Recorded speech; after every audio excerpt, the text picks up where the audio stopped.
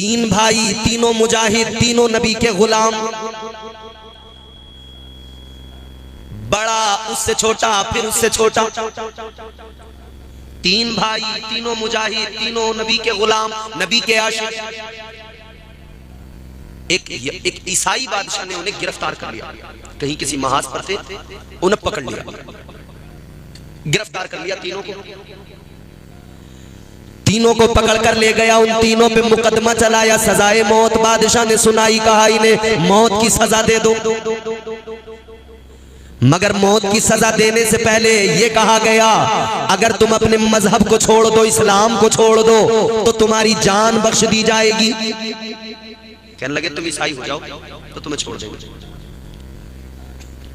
अपने मजहब को छोड़ दो, इस्लाम को छोड़ दो, ईसाई हो जाओ। अगर तुम ईसाइयत को अपना लोगे तुम्हारी जान बख्श दी जाएगी, तुम्हें छोड़ दिया जाएगा, वरना याद रहे तुम्हारी मौत तय है, तुम्हें मरने से कोई बचा नहीं सकता। उन्होंने क्या जवाब दिया था जानते हो? दिल तड़प उठेगा जवाब सुन। वो तीनों भाई कहने लगे, बादशाह तेरी क्या मजाल, तेरी क्या औकात कि तू हमें मारे। अगर हमारी मौत आ गई है, अल्लाह की जानिब से अगर हमारे लिए पैगाम शहादत आ चुका है, तब हम जामे शहादत नोश कर लेंगे, और अगर मौत नहीं आई है तो दुनिया की कोई ताकत हमें मार नहीं सकती है। और सुन ले, तू हमें खरीदना चाहता है, इस्लाम से पीछे हटाना चाहता है, इतना जान ले, तू इतना समझ ले, हम वो कौम है जो जान मांगो तो जान देंगे, जो माल मांगो तो माल देंगे, मगर ना होगा ये हमसे हरगिज नबी का जाहो जलाल देंगे।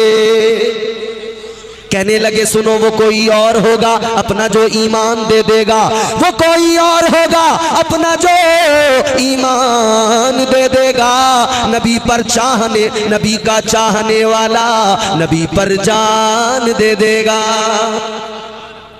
हम ये जज्बा रखते हैं, हम मर तो सकते हैं, इस्लाम नहीं छोड़ सकते। तकलीफें हैं, होती रहे, परेशानियां हैं, होती रहे, ये तो चलता रहेगा। हम गुनहगार जरूर हैं, गद्दार नहीं। उन तीनों भाइयों ने कहा हम किसी हालत में ईमान नहीं छोड़ सकते, इस्लाम नहीं छोड़ सकते। बादशाह ने कहा तेल गर्म करो एक कढ़ाई में। आग जलाई गई, एक बहुत बड़ा कढ़ाव, उसमें तेल गर्म किया गया, खौलाया गया तेल को। बड़े भाई को पकड़ा बादशाह के सिपाहियों ने, उठा के उस खौलते हुए तेल में डाल दिया। वो नबी का दीवाना, नबी का गुलाम, अल्लाह और उसके रसूल की मोहब्बत में दुनिया को छोड़ गया, उसने जामे शहादत नोश कर लिया। दो भाई सामने खड़े हैं, एक भाई शहीद किया गया, दोनों देख रहे हैं। बादशाह ने कहा उन दोनों से तुम्हारे पास अभी भी वक्त है, एक भाई तुम्हारा गया, तुम चाहो तो अपनी जिंदगियां बचा सकते हो, अभी भी तुम चाहो। तुम्हें डर तो आ गया होगा ना, तुम्हारे दिल में पता तो लग गया होगा कि जैसे इसको खत्म किया वैसे तुम्हें भी कर देंगे।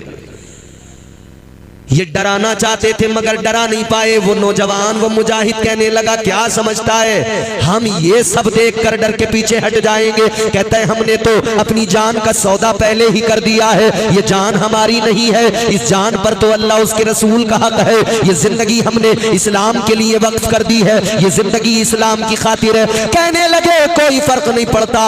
अब क्या किया उन जालिमों ने, दूसरे भाई को भी पकड़ा, मंझले वाले को पकड़कर उसको भी खोलते हुए तेल में डाल दिया, उसको भी लाकर उसी में डाल दिया। वो दूसरा भी शहीद हो गया, दो भाइयों को शहीद कर दिया गया। तीसरा भाई वहां पर खड़ा है, उसने ये मंजर अपनी आंखों से देखा है, उसके चेहरे पे भोलापन है, वो बड़ा हसीनो जमील है, वो दोनों का बड़ा प्यारा था, दोनों भाइयों का चहीता था। वो तीसरा छोटा भाई था, अल्लाह अल्लाह। वजीर ने जब उसकी मासूमियत को देखा, उसके हुस्न को देखा, उसके चेहरे को देखा, उसके चेहरे की खामोशी को देखा, वजीर बादशाह से आकर कहने लगा ए बादशाह, दो तो चले गए, दो तो शहीद हो गए, लेकिन ये जो तीसरा बाकी रह गया है, ऐ बादशाह बड़ा हसीनो जमील है, बड़ा खूबसूरत बच्चा है, ऐ बादशाह मुझे 1 महीने की मोहलत दे दे, ये बच्चा मेरे हवाले कर दे, ये जवान मेरे हवाले कर दे, 1 महीने की मोहलत दे दे। ऐ बादशाह मैं गारंटी लेता हूँ 1 महीने के बाद में ये मुसलमान नहीं रहेगा, ईसाइयत को अपना लेगा।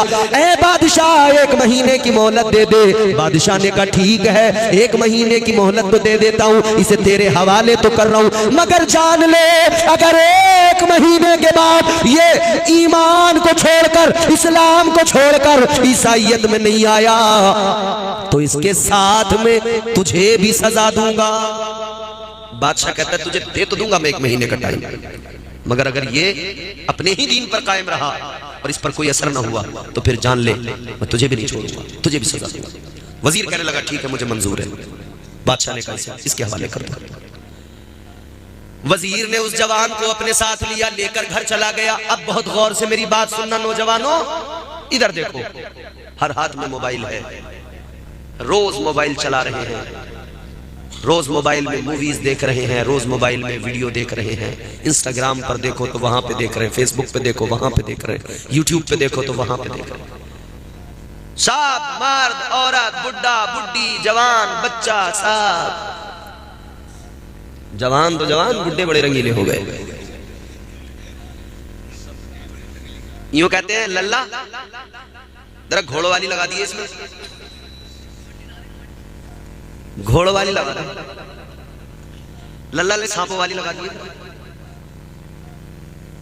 औरतों को नाटक देखने से फुर्सत नहीं, वो नाटक देख देख के घर में नाटक कर रही है। आदमी कुछ कह दे बस फिर खैर है उसकी, छेड़ के तो दिखा, तू जरा सा कुछ कह के तो दिखा। अब घर में माहौल बदल जाएगा, भूख हड़ताल हो जाएगी, चूल्हा ठप पड़ गया।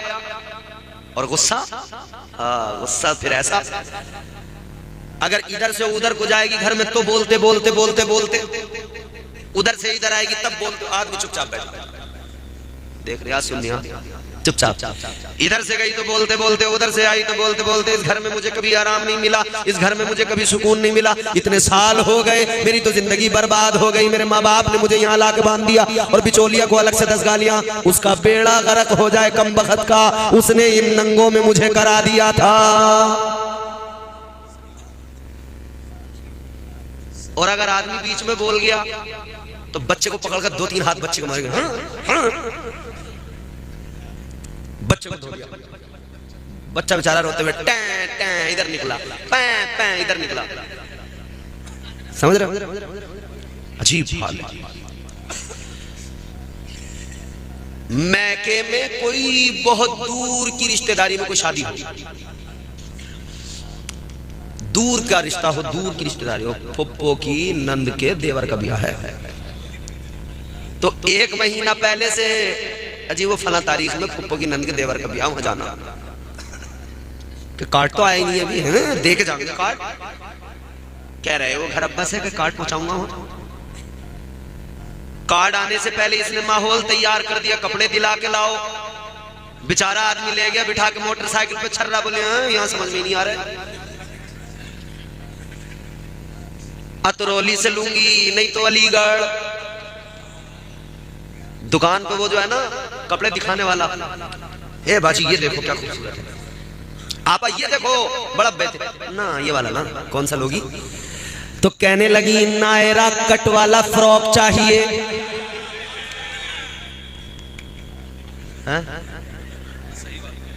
ऐसी ऐसी रिक्वायरमेंट, ऐसी मतलब ऐसी ऐसी कंडीशंस, आदमी परेशान। ताजदारे मदीना के गुलामों जरा तवज्जो करो, मेरी बात को गौर से सुनो। हाल हमारा ये, सब मोबाइल की मस्ती में मगन,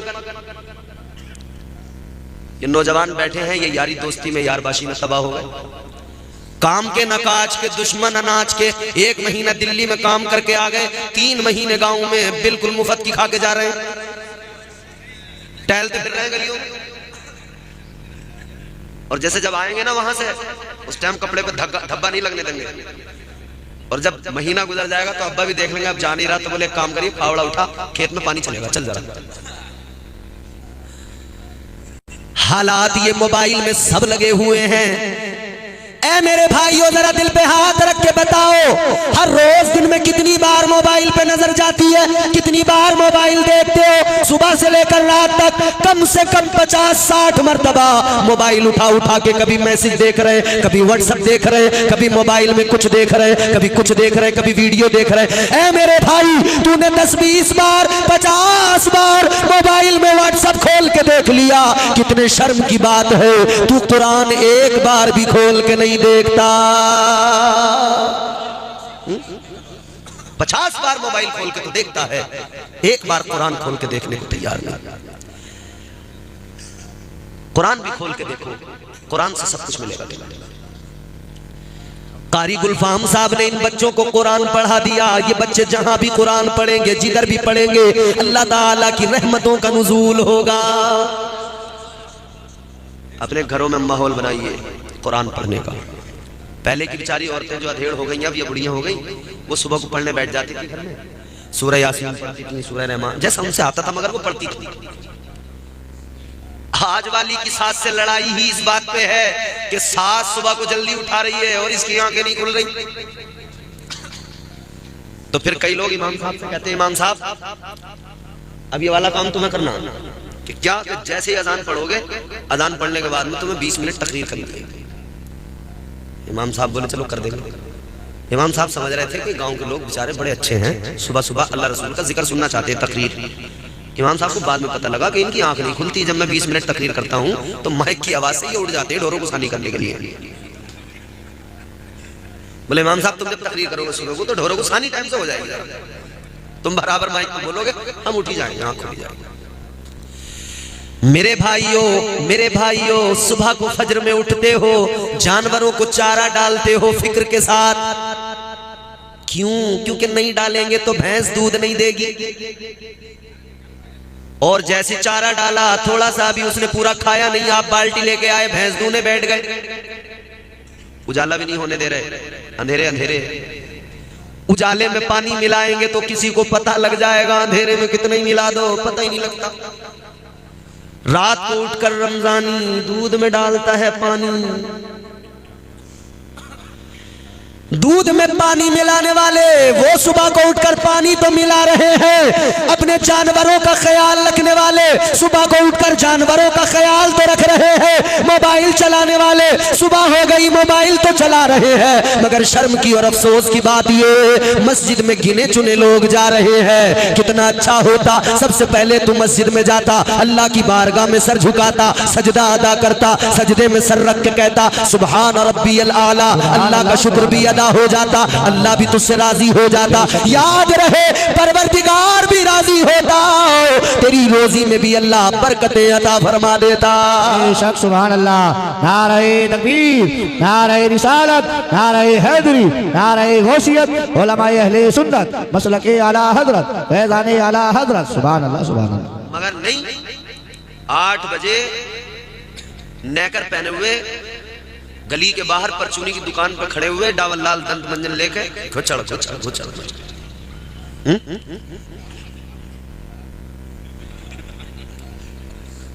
यहां तो आधी तकरीर मुझे तुम्हारी एडवाइस से करनी पड़ेगी, जो बात मुझे नहीं पता वो तुम बता रहे हो। बहरहाल कहने का मतलब यह है, सुबह को उठो, अल्लाह को याद करो, कुरान की तिलावत करो, हो जाएगा चेहरा नूरानी और दिल में चमक आ जाएगी। हो जाएगा चेहरा नूरानी और दिल में चमक आ जाएगी। तुम रोज कलामे पाक पढ़ो, सांसों में महक आ जाएगी।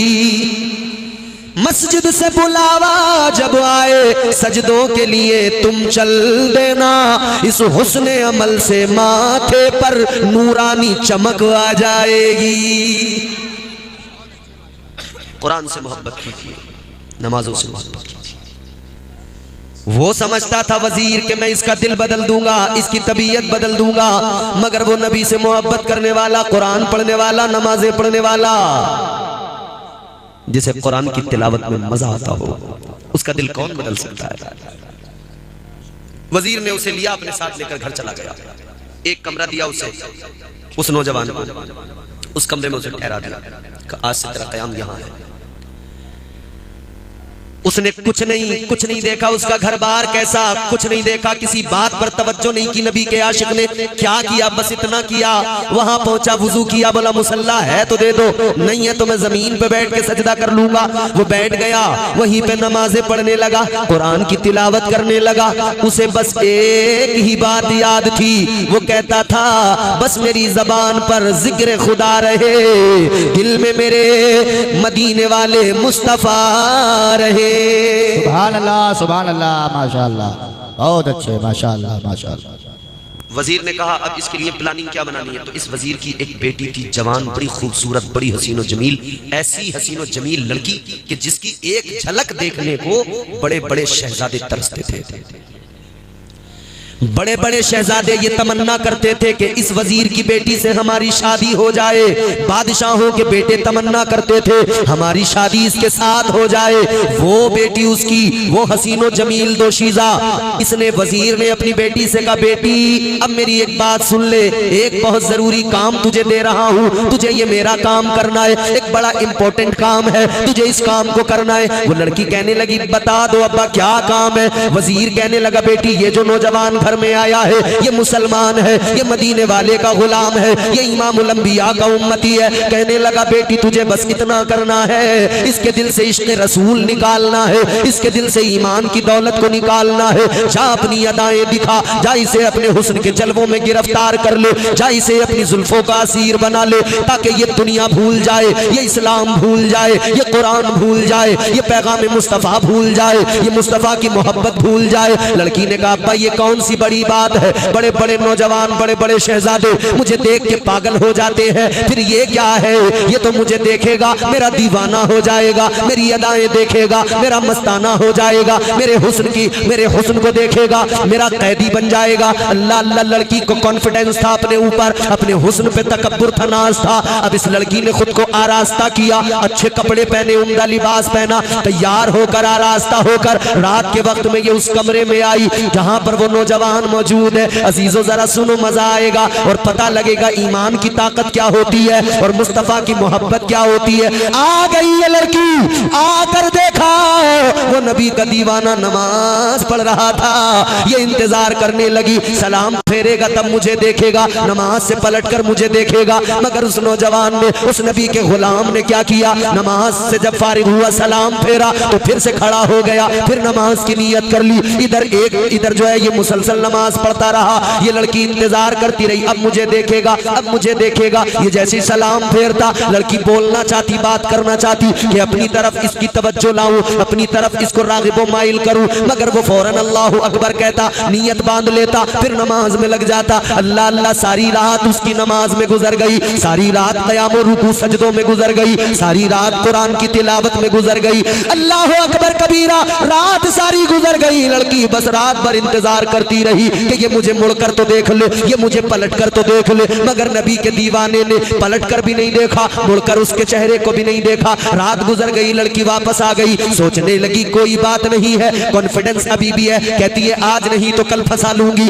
अगला दिन आ गया, फिर ये आ गई तैयार होकर। आज सोच रही है किसी हालत पर नहीं मानूंगी, आज तो इसे मुझे देखना ही पड़ेगा। लेकिन ये रात भी बदकिस्मती इसकी रही, ये रात भी दीवाना अल्लाह अल्लाह में लगा रहा है, इस रात में भी दीवाना अल्लाह की इबादत कर रहा है, कुरान की तिलावत कर रहा है। ये रात भी सारी गुजर गई, उस नौजवान ने पलट कर भी नहीं देखा। ये होते हैं हुजूर के आशिक, ये होते हैं हुजूर के दीवाने। सारी रात गुजर गई, थक गए। अरे वाह, देखो ना माशाअल्लाह, अरे बड़े बहादुर लोग, बड़े पहलवान लोग। अल्लाह ताला आपको खूब तंदुरुस्तियां अता फरमाए, अल्लाह तुम्हें दीन और दुनिया की तमाम दौलत नसीब फरमाए। दुआ आपके लिए कर रहा हूं, आमीन कह दो। पता नहीं अल्लाह किसकी सुन ले और सुबह से उसका काम बन जाए। मांग लो जितना मांगना है, क्योंकि दुनिया में किसी के खजाने कितने भी हो मगर एक वक्त पे खत्म ही हो जाते हैं। अल्लाह के खजाने ऐसे, अल्लाह जितना देता जाए उसमें कमी नहीं आती। अल्लाह के खजानों में कमी नहीं आती।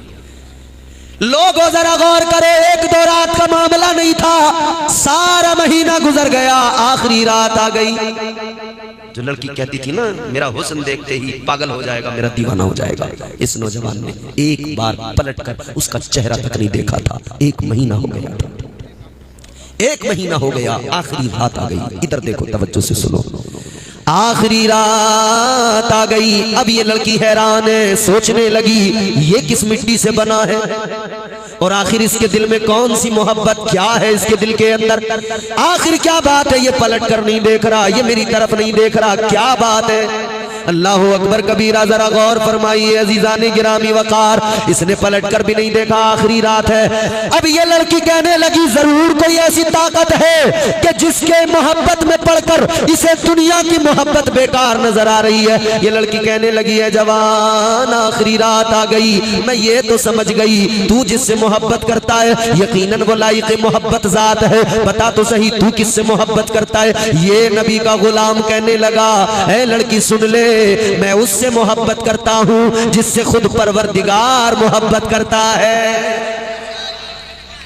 मैं इमामुल अंबिया से मोहब्बत करता हूं, मैं मदीने वाले आका से मोहब्बत करता हूं। अल्लाहु अकबर कबीरा। 2 मंडल और सिगरेट की डिब्बी। अरे आहिस्ता आहिस्ता बोलो, अल्लाह को बंदो पीछे से।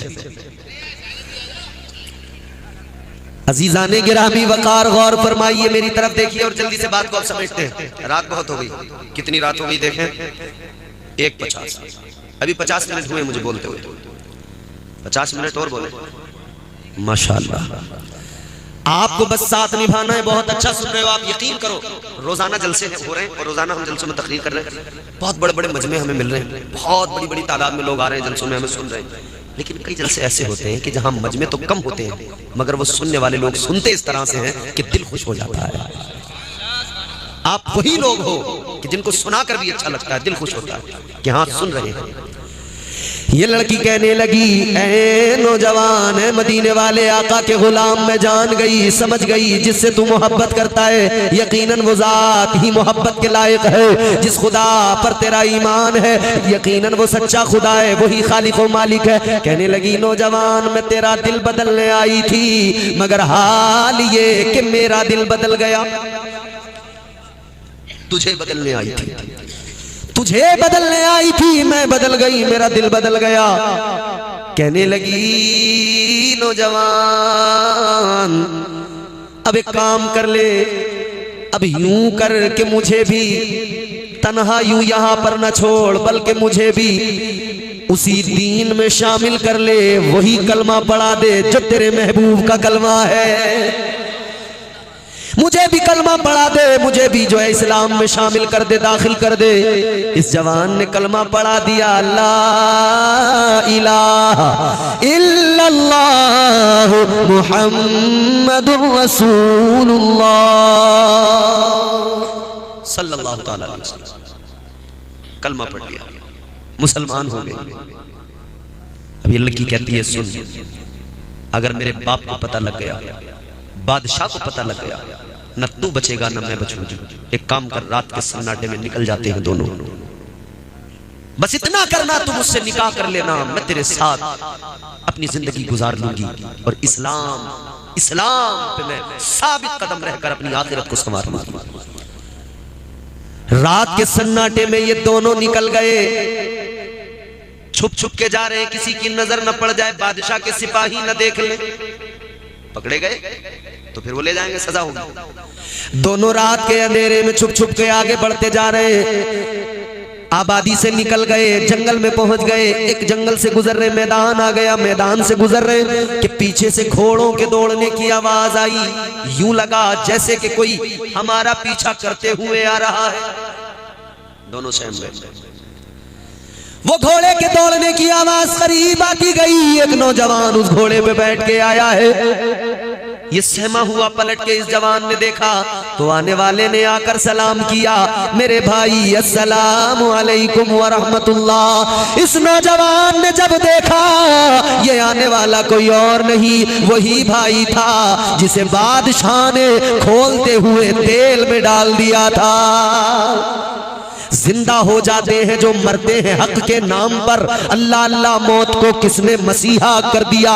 जिंदगी जिंदा दिली का नाम है, मुर्दा दिल क्या खाक जिया करते हैं। जिंदगी क्या है मेरे प्यारे, मैं बताता हूँ। जिंदगी को समझना है बिल्कुल आसानी से समझ लो। जिंदगी और मौत का फर्क समझना है आसानी से समझ लो। हम तो यूं कहते हैं या रसूल अल्लाह, तुझ पे मर मर के हुए सारे जियाले जिंदा, तुझ पे मर मर के हुए सारे जियाले जिंदा, तू भी जिंदा है तेरे चाहने वाले जिंदा। कल भी थे आज भी हैं कल भी रहेंगे यूं ही, कल भी थे आज भी हैं कल भी रहेंगे यूं ही। फातिमा जहरा की आगोश के पाले जिंदा।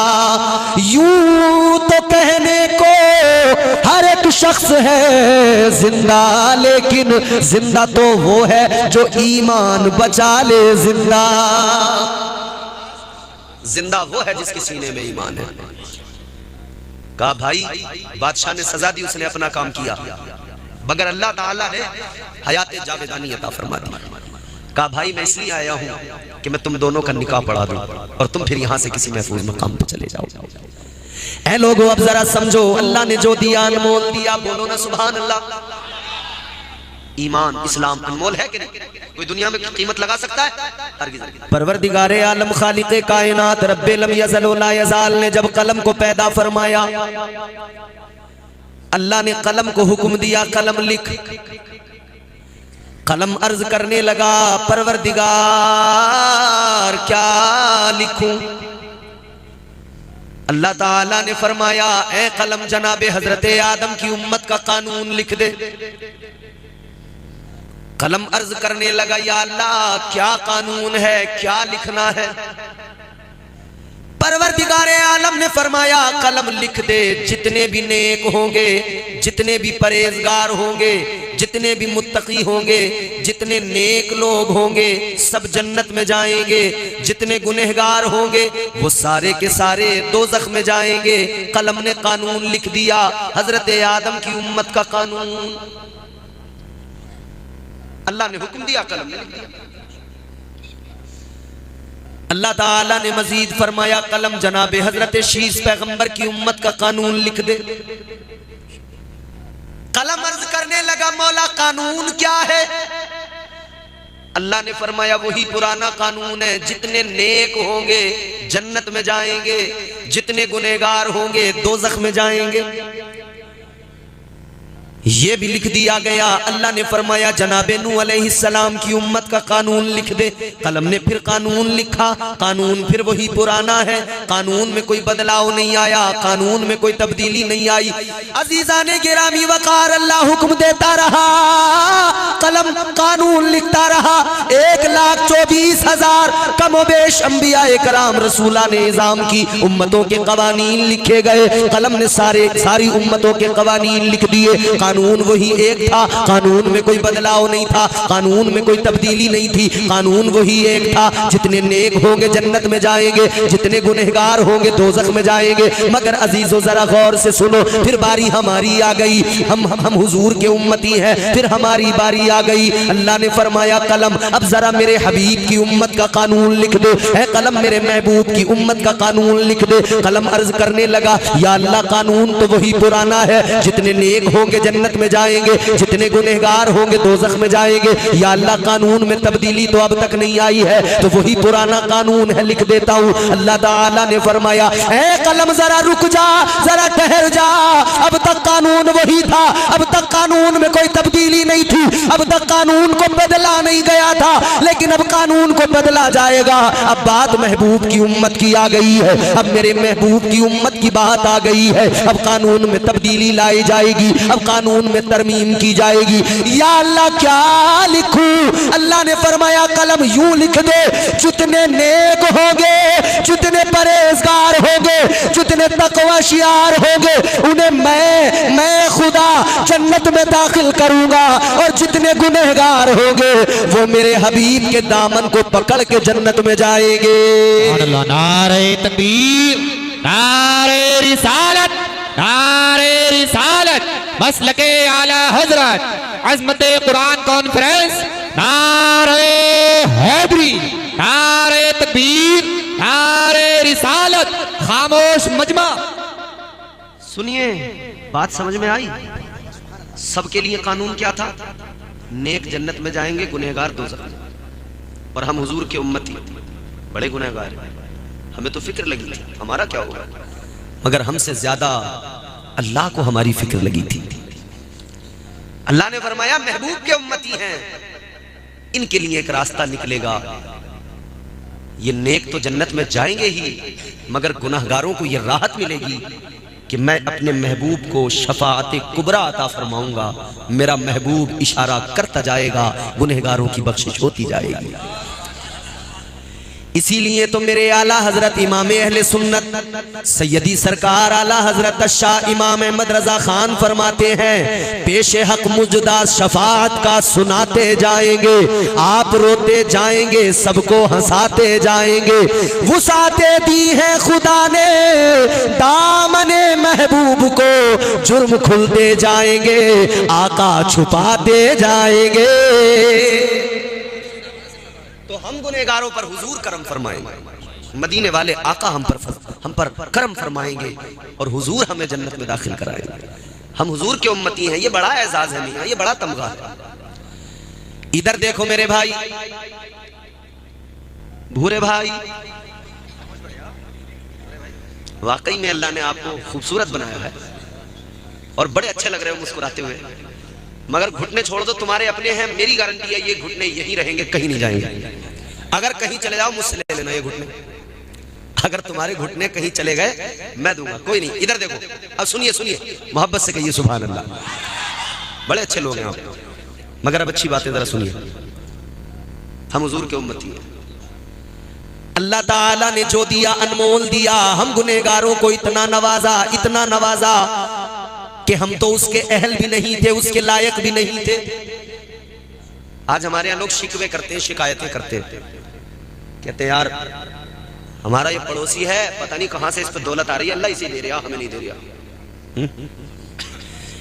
शिकवा करने वालों, शिकायतें करने वालों, शिकवे न किया करो, शिकायतें न किया करो, बल्कि अल्लाह से यूं कहा करो, या अल्लाह मैं तेरे महबूब का गुलाम हूँ, ऐ परवरदिगार मैं तेरे हबीब का उम्मती हूँ। या अल्लाह जिस तरह तू उसको नवाज रहा है, या अल्लाह इसी तरह मुझ पे भी करम फरमा दो, या अल्लाह मुझे भी नवाज दो। तेरी बड़ी शान है, तू बड़ी अजमत वाला है। वो नवाजने पे आए तो नवाज दे जमाना, वो नवाजने पे आए तो नवाज दे जमाना। वो करीम ही जो ठहरा तो करम का क्या ठिकाना। गर्दिश में कहा उसके मुकद्दर का सितारा, हो जिसको मयस्सर तेरी रहमत का सहारा। तन्हा है अकेला है तू, यकता है अहद है, गैरत तेरी करती नहीं शिरकत को गवारा। हक ये है कि तुझ बिन कोई माबूद नहीं है तेरे सिवा कौन मददगार। हम के रंग में रंगीले न बनो, हुजूर की गुलामी का रंग, वो रंग जो हजरत सिद्दीक अकबर पे चढ़ा, वो रंग जो हजरत उमर फारूक आजम पे चढ़ा, वो रंग जिस रंग में रंग कर, जिस रंग की मस्ती में हजरत अमीर हमजा मेरे आका के प्यारे चचा शहीद हुए, जामे शहादत नोश किया। मगर हाल ये था कि उनका कलेजा भी निकाल के चबाया गया था, मगर वो इश्क रसूल की मस्ती थी जिसने इतनी इज्जतें बढ़ाई कि इधर हजरत अमीर हमजा दुनिया से रुखसत हुए, उधर आका की आंखों में आंसू आए, मगर मुस्तफ़ा ने फरमाया अमीर हमजा ऐ मेरे चचा तुम्हारा एहसान है, तुमने कुर्बानी दी है। मेरे मुस्तफ़ा जान रहमत ने फरमाया अल्लाह ने भी जन्नत के दरवाजे खोल रखे हैं। ताला ने फरिश्तों से फरमाया अभी मत लेकर जाओ। फरिश्तों ने कहा अल्लाह जवाब वही है, जवाब इसका बदलता नहीं तो फिर से दोज़ख में ले जाते हैं, डाल देते हैं। अल्लाह ताला ने फरमाया फरिश्तों दोज़ख में अब मत लेकर जाओ, अजाब बहुत दे दिया, जवाब नहीं बदलता। तो या अल्लाह क्या करें? अल्लाह ने फरमाया इसका जवाब ऐसे नहीं बदलेगा, ये ऐसे काबू में नहीं आएगा। तो या अल्लाह क्या किया जाएगा? परवरदिगार आलम ने फरमाया अगर इसे काबू में करना है तो ये काबू में ऐसे नहीं आएगा, इसके ऊपर भूख का बोझ डाल दो, इसके ऊपर फाकों का बोझ डाल दो, इसके ऊपर बंदगी का बोझ डाल दो, इसके ऊपर सजदों का बोझ डाल दो, इसके ऊपर इबादतों का बोझ डाल दो, इसके ऊपर नमाजों का बोझ डाल दो। जैसे ही अल्लाह का हुक्म पाकर इस नफ्स के ऊपर भूख का बोझ डाला गया, इसके ऊपर बंदगी का सजदों का बोझ डाला गया, इबादतों का बोझ डाला गया, फिर अल्लाह ताला ने फरमाया बता मैं कौन हूँ? यही नफ्स नफ्स था, फिर कहने लगा तू मेरा परवरदिगार है।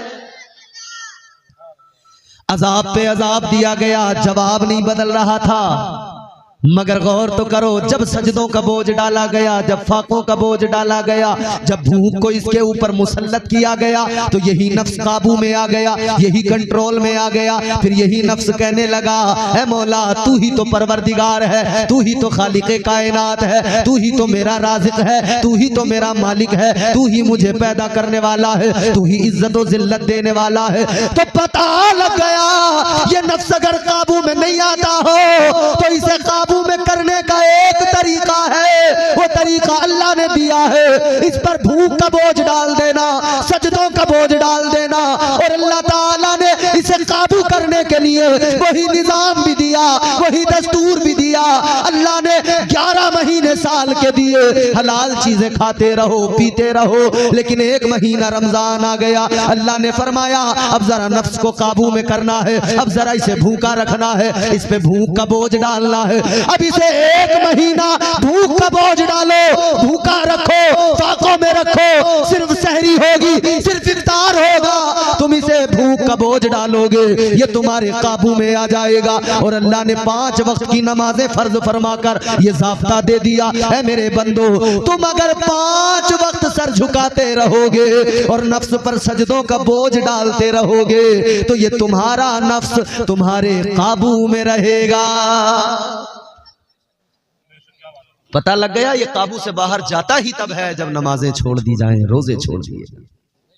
इसीलिए मेरे हुजूर ने रमजान के रोजों के अलावा नफली रोजे खुद कसरत से रखे और सहाबा ने रखे, ताकि 11 महीने के अंदर भी हम दरमियान में इसे भूख भूख भूख का एहसास दिलाकर काबू में रखें। इन 11 महीनों के अंदर भी हमारा इस पर कंट्रोल रहे, ताकि तो फिर फजीलतों के साथ हमारे दरमियान रोजे आते हैं। कभी हम शबे बरात, तो हम कभी शबे बरात का रोजा रखते हैं कि नफ्स काबू में रहे। हम मुख्तलिफ मौके आते हैं साल भर में, माह रजबुल मुरज्जब में हुजूर की मेराज का मौका आता है, हम रोजा रख लेते हैं। मुहर्रम शरीफ का वक्त आता है, हम रोजे रख लेते हैं। किस लिए? कि हमारा नफ्स काबू में रहे। परवरदिगार का एहसान तो देखो, उसने हमें और आपको कितना नवाजा है। शरीयत भी कितनी लाजवाब दी है कि अगर हम चाहें तो हमारा नफ्स भी काबू में रहेगा और हम भी मुकम्मल तौर पर परवरदिगार के शुक्रगुजार बन जाएंगे। मगर गड़बड़ कहाँ होती है? आदमी जब खयानत करने लगे। आज लोगों की शिकायत है कि औलाद वफा नहीं कर रही माँ बाप के साथ। उलमा बार बार बयान कर रहे हैं, समझा रहे हैं बच्चों को कि माँ बाप का अदब करो, माँ बाप का अदब करो, क्योंकि कुरान ने सिखाया है माँ बाप का अदब, हमारे इस्लाफ की जिंदगियों ने सिखाया है। अल्लाह ताला ने कुरान मजीद में मुताद्दिद मकामात पर माँ बाप की अजमत को बयान किया। अल्लाह ताला ने फरमाया वक़ज़ा रब्बुका अल्ला ताबुदू इल्ला इय्याहु व बिल वालिदैनि इहसाना। अगले मकाम पे अल्लाह ने फरमाया वअब्दुल्लाह वला तुशरिकू बिही शैअन व बिल वालिदैनि इहसाना। कई सारी आयात है, मैं पढ़ता जाऊं आप सुनते जाओ, मगर लुब्बे लुबाब यही है। अल्लाह ने बार बार बंदों से कहा अपने माँ बाप के साथ में भलाई करो, माँ बाप के साथ अच्छा सुलूक करो, भलाई करो, वफादार रहो। लेकिन बच्चे वफा नहीं कर रहे। माँ बाप को गालियां भी दी जा रही हैं, माँ बाप को बुरा भला भी कहा जा रहा है, जबकि जानते भी सब हैं कि माँ बाप की कुर्बानियां क्या हैं। इतने मजमे के अंदर कोई एक ऐसा आदमी है जो नहीं जानता हो? बच्चा छोटा होता है ना, तो एक एक चीज को बार बार पूछता है, अब्बा ये क्या है, पापा ये चाय, ऐसे बोलता है ना बच्चा, पापा चाय, पापा चाय, ये चाय, ये क्या है, ये क्या है, तो बाप बताता है कि नहीं? हर बाप बताता। बाप ने बेटे से कहा, बुढ़ापा आ गया, कमजोरी आ गई, अब बुढ़ापे के आलम में बेटा इधर शबाब पे आ गया, जवान हो गया, तो बाप ने सामने कौवा बैठा हुआ देखा। बाप ने कहा बेटा वो क्या है? उसने देखा, अब्बा कौवा है। ठीक। बाप ने दोबारा पूछ लिया, बेटा वो क्या है? उसने अब्बा को देखा, कौवे को देखा, समझे नहीं शायद, कहा अब्बा कौवा है। अब्बा ने तीसरी मरतबा पूछा, बेटा वो क्या है? इसने कहा, अब्बा क्यों दिमाग खराब कर रहे हो, तुम्हें दिखाई नहीं दे रहा कौवा है? तो अब्बा कहने लगे, बेटा ये दिमाग ही तो खराब है, क्योंकि जब तू बच्चा था तूने मुझसे 100 बार पूछा था, अब्बा ये क्या है? मैंने 100 बार तुझे बताया था ये कौवा है। मैंने 100 बार तुझे हर बार में बताया था कौवा है, कौवा है, कौवा है। मैं परेशान नहीं हुआ था, लेकिन मैं बूढ़ा हुआ, तू जवान हुआ, मैंने तुझसे 2 बार पूछ लिया तो तू परेशान हो गया। तू कहता तुम्हें दिखाई नहीं देता, नजर नहीं आता। माँ बाप की वफाएं भूल गई ना औलाद, माँ बाप की तमाम तर वफाएं। हुजूर ने फरमाया, माँ के कदमों के नीचे जन्नत है, बाप जन्नत का। जोर से बोलो, जो मानते हैं दरवाजा वो बोल दें जोर से, दरवाजा। एक आदमी ने अपने अब्बा को मारा, उससे किसी ने कहा क्यों मारा? कारी मोहम्मद रफी साहब जैसे किसी शख्स ने, किसी पढ़े लिखे ने, किसी कारी ने, किसी आलिम ने कहा, भाई क्यों मार रहा अब्बा को? बाप की फजीलत नहीं पता तुझे, क्यों मार रहा अब्बा को? कहने लगा, मौलाना सब जानता हूं, ये जन्नत का दरवाजा है, मगर जरा सा टेढ़ा हो गया था, सीधा कर रहा हूं। अल्लाह है? एक बात ईमानदारी से बताना, माँ बाप के बारे में सब जानते हैं, इनकी कुर्बानियां जानते हैं, इनकी वफा जानते हैं, इनकी मोहब्बत जानते हैं, इनका मकाम, इनका मर्तबा, इनकी अजमत जानते सब हैं, मगर औलाद वफा नहीं कर रही। मैं आपको एक ऐसी बात बता रहा हूं, इसको याद रख लेना, जिंदगी भर काम आएगी। बेटा बाप के साथ बदकलामी कर रहा है, माँ के साथ बेटी बदकलामी कर रही है, वफा नहीं कर रही औलाद। क्यों? वजह यह है, माँ की वफाएं, माँ का प्यार, बाप की शफकतें कितनी हैं। माँ ने 9 महीने शिकम में रखा, दर्द उठाए, तकलीफें उठाई, फिर बच्चे की विलादत हुई, फिर परवरिश की, गीले में सोई, सूखे में सुलाया, बहुत कुर्बानियां उसकी है कि नहीं? बाप ने कमाया, खूब मेहनत की, दिन रात एक कर दिया, सारी मेहनत के बाद में बच्चे की हर ख्वाहिश को पूरा किया, उसके लिए उसे पढ़ाया, तालीम दी, अच्छे स्कूल में दाखिला किया, मदरसे में पढ़ाया, अच्छी तालीम दी, उसका कारोबार कराया, बिजनेस कराया, उसको जो अच्छा मकान बना के दिया, शादी करवा दी, सारे काम किए। इतना सब कुछ करने के बावजूद भी अगर बेटा बाप के साथ वफादार नहीं, बेटी माँ के साथ वफादार नहीं, औलाद माँ बाप के साथ वफादार नहीं, तो एक जुमला काफी है समझदार के लिए, याद रखना, माँ की वफाएं, माँ की हमदर्दियां, माँ की कुर्बानियां अपनी जगह, बाप की कुर्बानियां, बाप की हमदर्दियां अपनी जगह, लेकिन माँ से बढ़कर हमदर्द परवरदिगार है, माँ से बढ़कर प्यार करने वाला परवरदिगार है, बाप से बढ़कर ख्याल रखने वाला परवरदिगार है, बाप से बढ़कर ख्याल रखने वाला अल्लाह ताला है, वो खुदाए बुजुर्ग बरतर है, वो तुम्हारा मेरा परवरदिगार, जिसने एक कतरे से नुतफे से मुझे और आपको वजूद अता कर दिया, बना दिया, उसने तख्लीक की, बना दिया, पैदा कर दिया। एक माँ की ममता अलग, एक बाप का प्यार और हमदर्दी अलग, लेकिन अल्लाह ताला की हमदर्दियां बेशुमार, अल्लाह का प्यार बेशुमार, अल्लाह का करम बेशुमार, उसकी अताएं बेशुमार। तो मेरे अजीजों, माँ बाप की वफाओं को देखकर लोग कहते हैं माँ बाप ने इतना किया, औलाद वफादार नहीं। जरा ये भी तो सोचो, अल्लाह ने इतने कर्म किए, तुम अल्लाह के साथ वफादार नहीं, तो जब तुम अल्लाह के साथ वफा नहीं कर सकते तो तुम्हारी औलाद तुम्हारे साथ क्या वफा कर सकती है? अल्लाह के साथ वफादार नहीं बने, उसका प्यार तुमने याद नहीं रखा, तुम्हारा प्यार तुम्हारी औलाद ने भुला दिया, तुम्हारी मोहब्बत तुम्हारी औलाद ने। याद रहे, अपने आप को बदलना होगा। हुजूर ने बेहतरीन बनाया है, बदतरीन न बने, बेहतरीन बनाया है। फरमा दिया, कुंतुम खैरा उम्मतिन उखरिजत लिन्नास, बेहतरीन बनाया अल्लाह ने।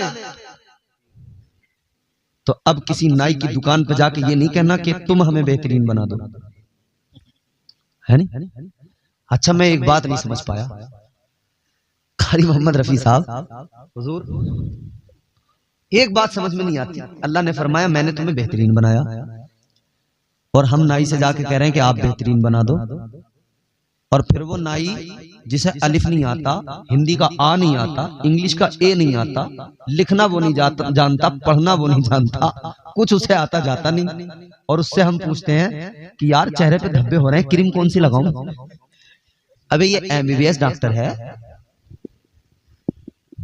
इसे हिंदी का आ नहीं आता, इंग्लिश का ए नहीं आता, जाहिल बिल्कुल।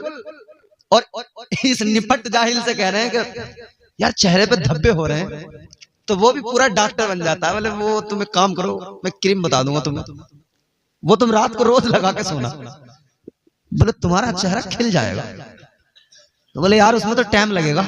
बोले हाँ थोड़ा सा टाइम तो लगेगा। तो बोले मैं तो ये चाह रही हूँ कि अभी गोरा बना दो मुझे। उन्होंने कहा अच्छा। बोले देखो एक तरीका है, ब्लीच लगवा लो तुम, जितना मैल है ना मुंह पे सब कट जाएगा। तो MBBS डॉक्टर समझ लिया हमने उसे, वो कह रहा ब्लीच लगवा लो, तो हम कहना लगा दो भाई। अब उन्होंने साहब ब्लीच लगाई, हम क्या सोच के लगवा रहे हैं, गोरे हो जाएंगे। लेकिन ब्लीच का काम है, ये जो चेहरे पे बारीक बारीक बाल जो होते हैं ना, रुआ, ये गोल्डन कलर का हो जाता है, ये तो होता है। तो नाई से ब्लीच लगवाया गोरा बनने के लिए, लेकिन जब नाई की दुकान से निकले, धूप की जरा सी लाइट पड़ी तो पता लगा गोरे बनने गए थे, भूरे बन के आए हैं, भूरा बन के आया बिल्कुल। याद रखना मेरे अजीजों नौजवानों, गौर करो, ये जिसको तुमने समझ लिया है कि ये बहुत अच्छा बताएगा, इसको तो खुद नहीं पता कुछ भी अलिफ से बे। हुस्न किसी क्रीम से नहीं मिलता, खूबसूरती किसी क्रीम के जरिए नहीं मिलती। शहबाजपुर के जी शऊर मुसलमानों एक बात बता रहा हूं, और तुम भी फैसला करना, सोचना। अगर क्रीम लगाने से लोग गोरे हो जाते, क्रीम लगाने से अगर कोई गोरा हो जाता, तो वेस्ट इंडीज के अंदर एक भी काला नहीं होता, सब गोरे होते जी। ये जो अफ्रीका के काले वाले आदमी हैं, full black, total body black, तो इन्हें अगर बता दिया जाए कि इंडिया में कुछ नाई हैं जो गोरा होने की क्रीम बता रहे हैं, यहाँ के MBBS डॉक्टरों की दुकानें बंद हो जाएंगी, हॉस्पिटल बंद हो जाएंगे, सिर्फ नाई का हॉस्पिटल चलेगा, किसी का नहीं चलेगा। मगर याद रखना, दुनिया जानती है, दुनिया समझदार है, समझती है कि क्रीम लगाने से कभी हुस्न नहीं आता, कोई गोरा नहीं होता, दाढ़ी छिलवाने से कभी हुस्न नहीं आता। और जब ज्यादा छिलवाई तो छिलवाते छिलवाते गोरे बनने के चक्कर में मुंह ज्यादा छिलवाते फिर क्या होता ना, फिर जो बाल आते तो अंदर से हरे हरे से चमकते। तुम देखना जो पूरी शेविंग कराते हैं ना लोग, मुसलसल जब कराते रहते हैं तो फिर जो उनका जो अंदर से हरा हरा सा दिखने लगता है। गोरा बनने के चक्कर में हरिया हो गए, कभी भूरे हो गए, कभी हरे हो गए, मगर गोरे ना हो सके। याद रखना, कोई क्रीम तुम्हें गोरा नहीं बनाएगी। तुम 5 नमाजों के लिए 5 वक्त वुजू किया करो, वो नूर चेहरे पे आएगा कि जिंदगी भर चेहरा चमकता रहेगा। जब आशिकों का जिक्र होता है ज़बान पे नाम फिर आशिकों के आते हैं। एक तरफ बिलाल जैसा दीवाना नजर आता है जो नबी की सोहबत में, नबी की कुर्बत में, नबी के पास रहता है, तो दूसरी तरफ वो दीवाना जो पास में नहीं है, दूर है। हजरत वैसे करनी पास नहीं है, दूर है। ये पास है, वो दूर है, मगर दूर वाले को भी मेरे आका ने कितना नवाज दिया है। हजरत वैसे करनी को भी अल्लाह ने कितना नवाज दिया है। और देखो आज हम इस जलसे में बैठे हैं, यहाँ नबी की जिक्र कर रहे हैं। ये नबी की मोहब्बत ही तो है, ये ईमानी रमक ही तो है कि हम रात में अपने बिस्तर छोड़कर जलसे में आ गए, इस जिक्र मुस्तफा की महफिल में आ गए। मेरे अजीजों, ये हुजूर की मोहब्बत ही तो लेके आई है, ये हुजूर का प्यार ही तो लेके आया है। अल्लाह अकबर, गौर करो। मगर सुनो, वो दीवाना उधर मेरे आका का दीवाना है, जनाबे हजरत वैसे करनी है, आका के पास नहीं है, दूर है।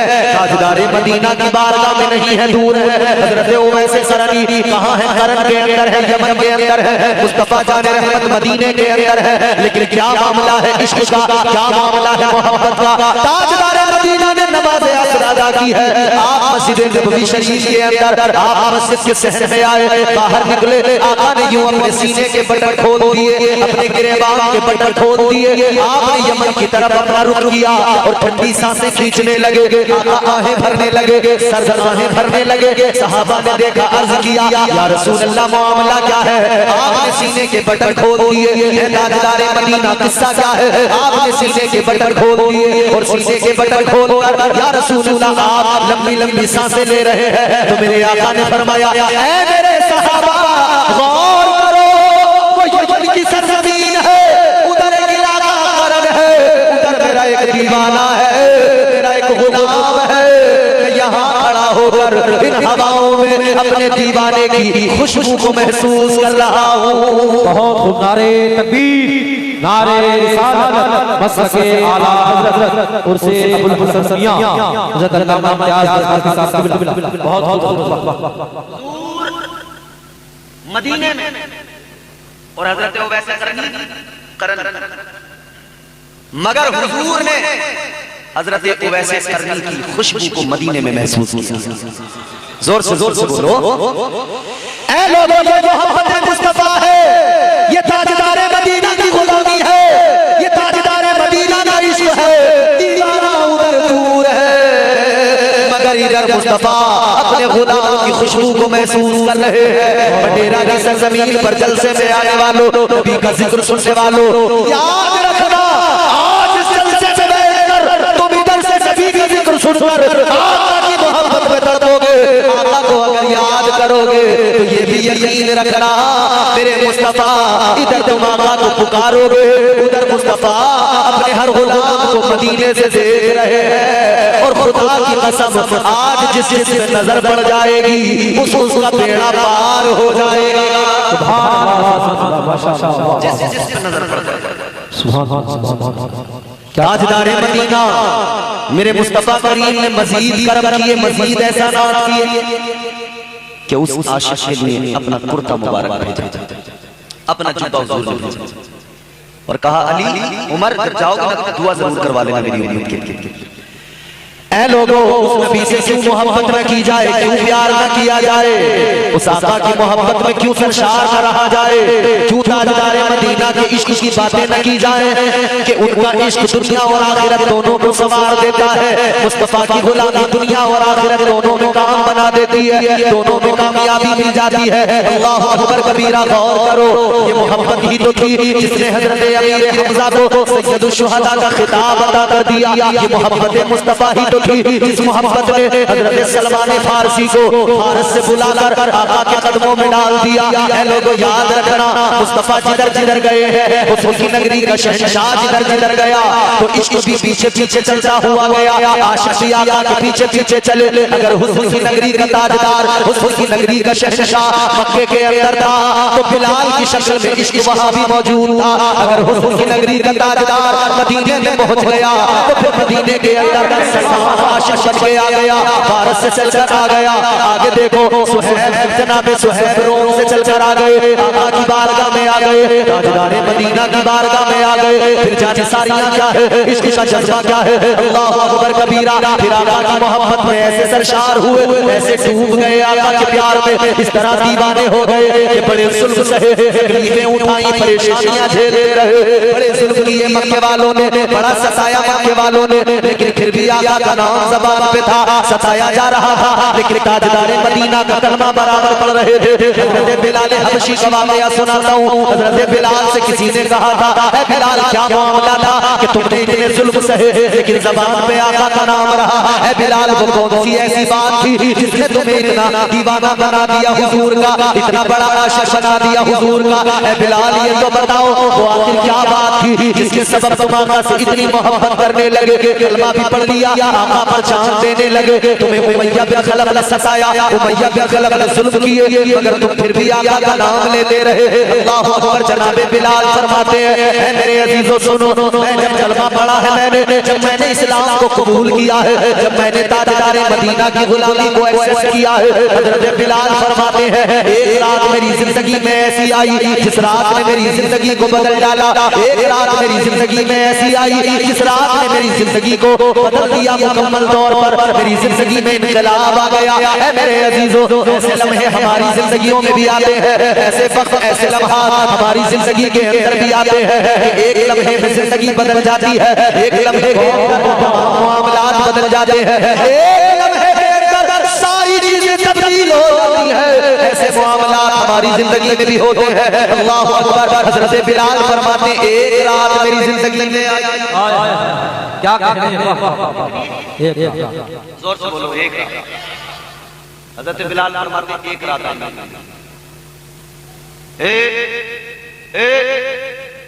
सितारों की टोपी खामोश। मैं कह रहा हूँ आप बातें मत करो, मगर तुम आपस में बात बहुत कर रहे हो। इसीलिए आपस में जब तुम बात करोगे ना, तुम्हारे सामने कुछ भी सुना दिया जाएगा, सुन नहीं सकते, क्योंकि तुम्हें अपनी से भी शक्ति होगी, तो किसी और की क्या सुनोगे? तो जरा मेरी तरफ तवज्जो करो। हज़रत बिलाल फरमाते एक रात मेरी जिंदगी में आई जिसने मेरी जिंदगी को बदल डाला।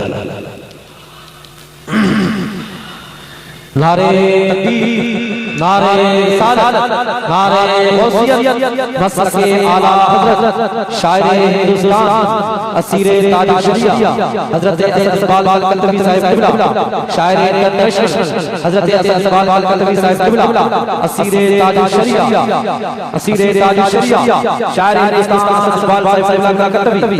नारे तकबीर, नारे रिसालत, सुभान अल्लाह, माशाअल्लाह।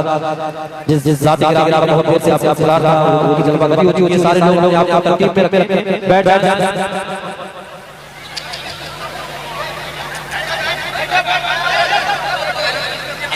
बैठ जाए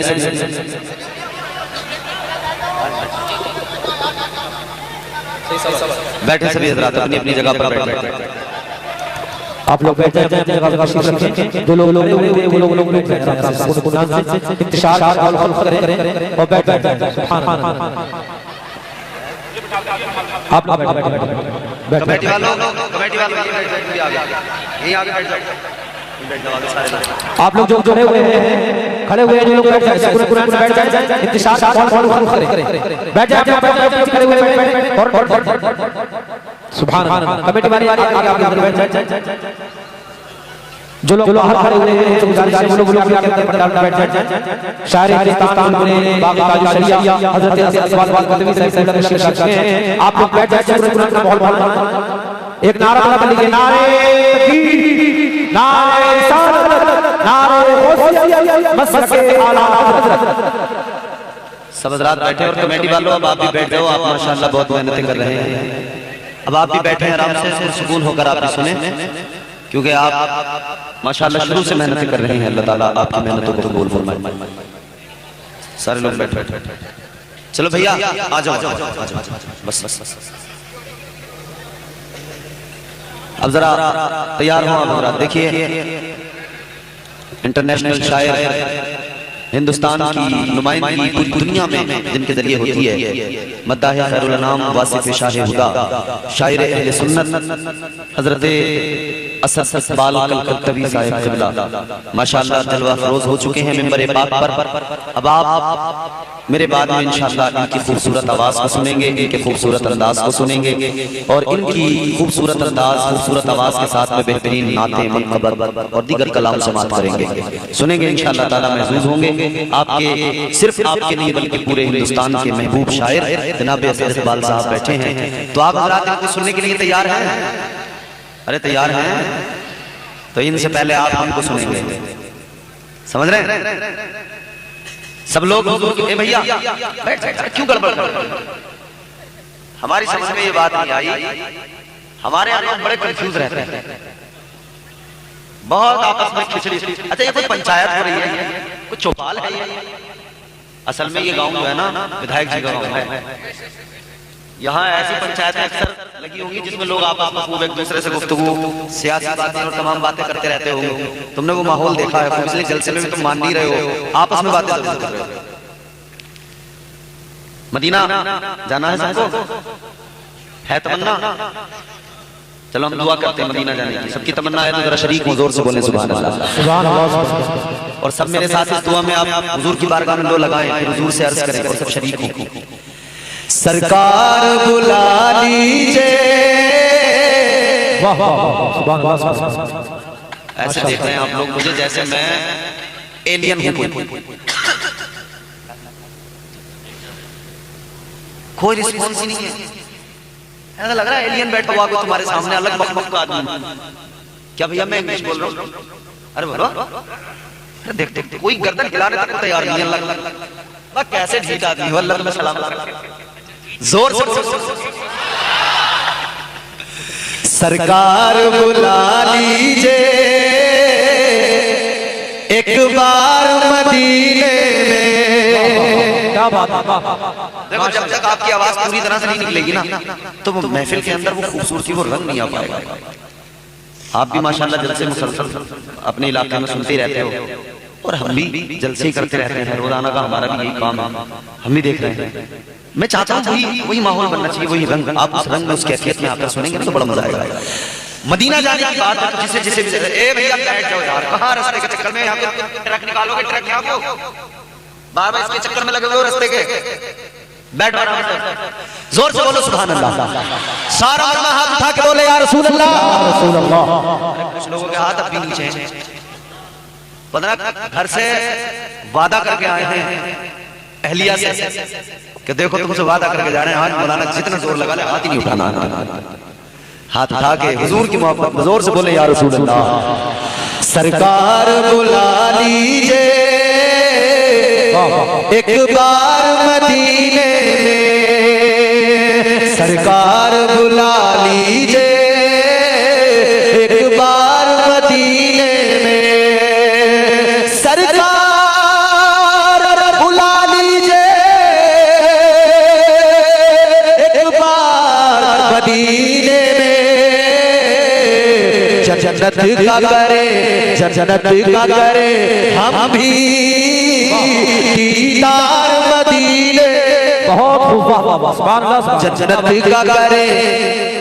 शहीद हो जाओगे अगर जोर से तुमने बोल दिया तो खतरा मुझे यह है, जोर से मत बोलना, शहीद होने का खतरा। आहिस्ते से बोलो सुभान अल्लाह। जन्नत का करे हम भी दीदार मदीने में। सरकार बुला लीजिए एक बार मदीने में। एक बार एक बार एक बार मदीने में। सरकार बुला लीजिए एक बार मदीने में। और जितने लोग ये बैठे हैं सबकी ख्वाहिश, सबकी तमन्ना, सबकी आरज़ू, हर एक की ख्वाहिश है आए तेरे रोजे पर या रसूल अल्लाह। हर एक की ख्वाहिश है आए तेरे रोजे पर।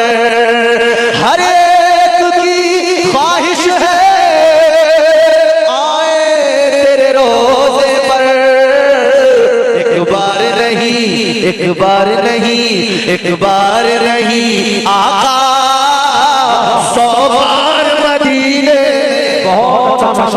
बार नहीं आका 100 बार, 100 बार मदीने में।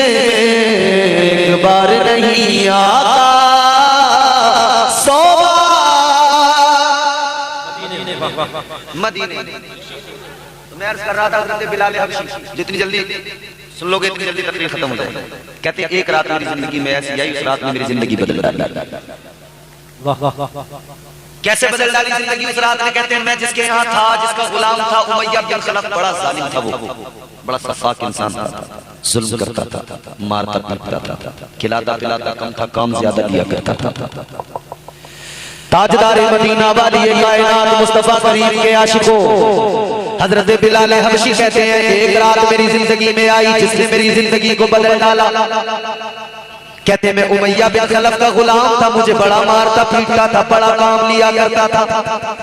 कहने लगे रात मुझे बुखार आया, तबीयत खराब हो गई, मैं सारी रात बुखार में झुलस रहा था, जिसम मेरा बुखार में तप रहा था, गर्म था पूरा बदन। मगर कहते रात के वक्त में मैं जब बिस्तर पे लेटा हुआ था, मेरा दरवाजा खुला, मेरा आका मेरा मालिक उमैया मेरे सामने आया, कई किलो जौ लेके आया, कहने लगा बिलाल सो रहा है, उठ जा, ये जौ पीसने हैं तुझे। बिलाल कहते मेरी तबीयत खराब थी, बुखार बहुत ज्यादा था, जिस्म मेरा बुखार में झुलस रहा था, मगर मैं क्या करता, कुछ बोल नहीं पाया।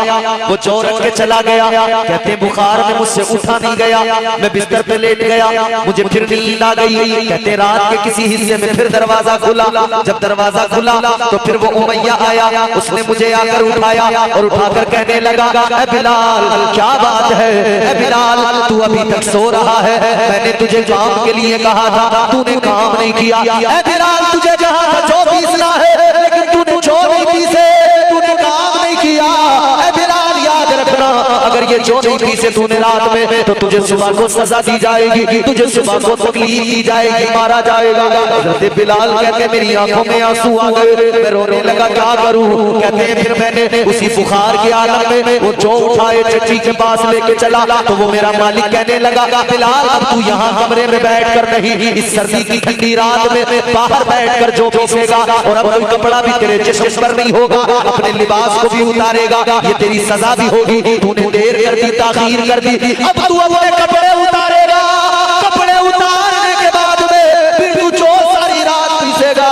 बिलाल कहते बुखार भी था, मगर एक तरफ उसका जुल्म था। कहते मैंने कुर्ता उतार दिया, मैं बाहर लेकर जौ पीसने के लिए चक्की पे बैठ गया। कहते वो उमैया तो चला गया, मैं चक्की चलाने लगा, मैं चला रहा था, रो रहा था, अपनी किस्मत में रो रहा था, आंसुओं से मुंह धो रहा था। कहते कभी मुझे किसी के आने की आहट महसूस हुई, एक अजीब सी प्यारी सी खुशबू महसूस हुई, कोई मेरी तरफ आ रहा था। एक आने वाला जब आता नजर आया, तो मैंने जब नजरें उठा के देखा, कहने लगे आने वाला जो मेरी तरफ आ रहा था वो कोई और नहीं था, वो महबूबे खुदा जनाबे मोहम्मद मुस्तफा थे। कहते हुजूर मेरी तरफ आ रहे हैं, ताजदारे मदीना आए, हुजूर जब तशरीफ लाए तो गमखार आका ने फरमाया है बिलाल इतनी सर्दी है, इतनी ठंडी है, तूने कपड़े उतारे हुए हैं और तू चक्की चला रहा है। तो बिलाल रोने लगे, आंखों में आंसू आ गए, कहने लगे क्या करूं मालिक, मेरा बड़ा जालिम है, उसने मुझे सजा दी है, अगर नहीं करूंगा इस काम को तो वो मुझे और ज्यादा मजीद मारेगा, सजा देगा। तो मेरे आका ने फरमाया बिलाल उठ जा, अपने बिस्तर पे चला जा। कहने लगे क्या बात कहते हो, बिस्तर पे चला गया तो ये काम कौन करेगा, और काम नहीं हुआ तो मेरा मालिक मुझे मारेगा।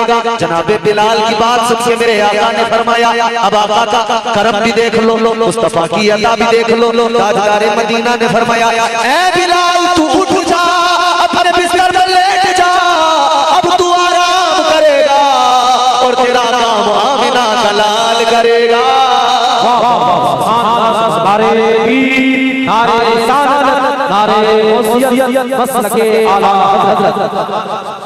मेरे आका ने फरमाया बिलाल तुम आराम करोगे, हम काम करेंगे।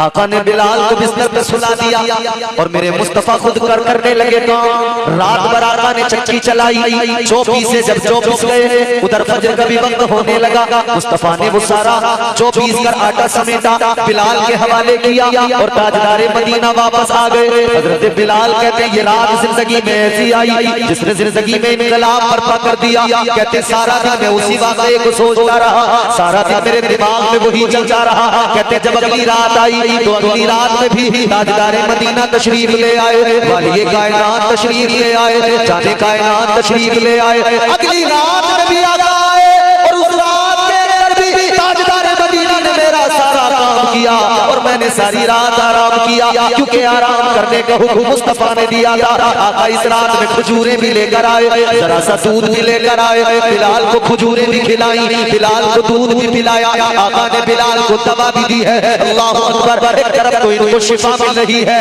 और दूसरी तरफ बीमार हो रहे हैं। ये दुनिया का जो जिस्मानी मर्ज था, ये जो बुखार था, इसमें शिफा मिल रही थी और इश्क़ रसूल का मर्ज लग रहा था। एक तरफ शिफा, एक तरफ बीमारी। अल्लाह अकबर, गौर करो जनाबे बिलाल हबशी कहते दूसरी रात ये मामला हुआ, आका फजर में फिर चले गए। तीसरी रात आई, फिर ताजदार मदीना आ गए। मुस्तफा करीम ने तीसरी रात के अंदर भी वही मेरा सारा काम किया और मैंने रात भर आराम किया। अब मुस्तफा करीम ने सारी रात मेरा काम किया, फजर में चले गए। जब जा रहे थे, जाने लगे, उठकर जा रहे थे, कहते बिलाल मैंने आका के कदमों को पकड़ लिया। आका के कदमों में मैंने गिरकर कहा, या रसूल अल्लाह, ऐ ताजदार मदीना, आप जा रहे हैं तो ऐसे नहीं जाए, बल्कि आज की रात मुझे अपना गुलाम बना कर जाए, आज की रात मुझे अपना कलमा पढ़ा कर जाए। हजरत बिलाल कहते हैं ताजदार मदीना ने कलमा पढ़ा दिया, मुस्तफा का कलमा मैंने पढ़ लिया। जब मैंने आका का कलमा पढ़ लिया, मैं मसरूर हो गया।